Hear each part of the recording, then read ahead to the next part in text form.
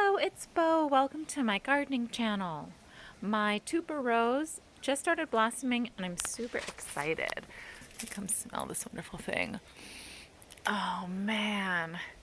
So tuberose is used in a lot of perfumes. It's kind of like a jasmine, very tropical, heady white flower scent. So I wanted to follow up because I did a video where I planted the tubers for this as well as a couple other things. Really excited. So you can see it really does have a tropical look to it. Looks really pretty with this display of geraniums and other miscellany. And let me just show you. So I've got lots of potted tropicals going on in the backyard. This is the caladium, the elephant heart, that I had a few tubers or rhizomes of. I'm not sure exactly which. And you see them coming up from the base. So these, I learned a few things. So I don't know if you recall, but I used my hori to carefully measure 3 inches down because the directions said to plant them 3 inches deep, and they really didn't do anything. So I dug them back up again, and the tubers were still alive. They hadn't rotted or anything. They were even sprouting a little bit of roots, but they weren't sprouting the stem. So I uncovered the soil, so they were only maybe just a ½ inch below soil level, an inch at the most, and then these sprouted up, and so did the tuberose. So that's what I learned from that. So I thought I'd also follow up with some other rhizomous tuberous plants that I planted.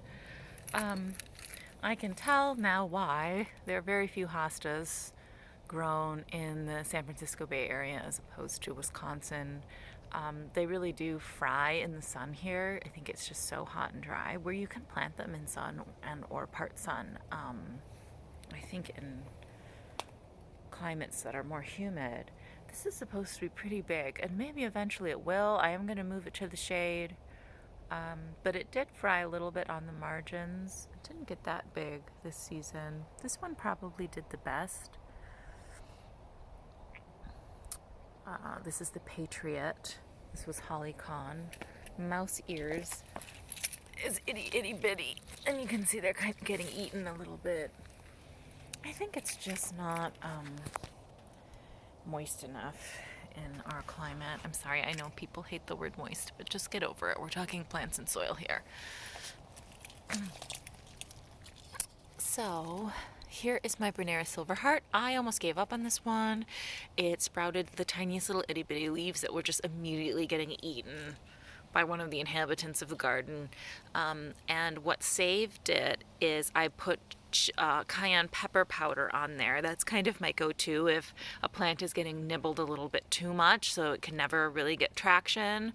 And it worked. And once it was able to sprout a couple healthy leaves, it was able to defend itself, or whatever was eating it just kind of went away eventually after the seasons changed. I would say it was kind of midsummer when that stopped happening. And it became something, and I really, really, really like it.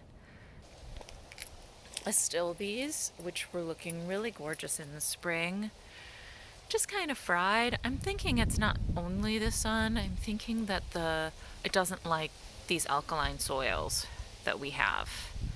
I'm thinking that they just are not loving the alkaline, clayish soils that we have, and that's why they're getting just kind of crunchy. I removed a lot of the ugliest, crunchiest stuff so that it looks more healthy.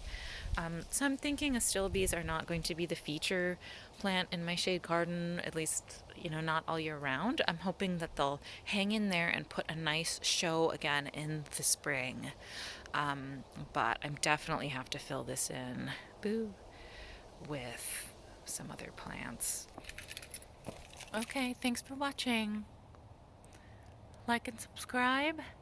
to show me that you like this content, and comments are very welcome. I will respond to them.